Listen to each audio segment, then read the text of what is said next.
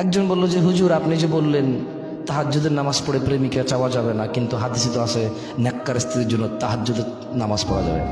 তা দেখছেন কি বাপরে বাপ, কি বড় আলেম। তাহাজ্জুদের নামাজ পড়ে আমি বলবো যে ইয়া আল্লাহ আপনি আমাকে এমন স্ত্রী সন্তান দান করুন যা দেখে আমার চোখ জোড়াবে, এটা হলো এটা। আর সে বলছে ইয়া আল্লাহ জরিনাকে আমাকে দাও। তুই জরিনাকে চিনোস কেন? তোর যে ইসলাম তোর শিখাইছে যে তাহাজ্জুদ পড়ে দোয়া করলে নেককার স্ত্রী পাওয়া যায়, ওই ইসলামকে তোর জরিনারে শিখেছে, চিনাইছে? ওই ইসলাম তোর চকিনা চিনাইছে? ওই ইসলাম জানলে তো তুই জরিনা চকিনা চিনারই কথা না। বুঝে দিতে পারি নাই। ইসলাম আমাকে শিখাইছে যদি আমি তাহাজ্জুদ পড়ি নেককার স্ত্রী পাবো দোয়া করলে।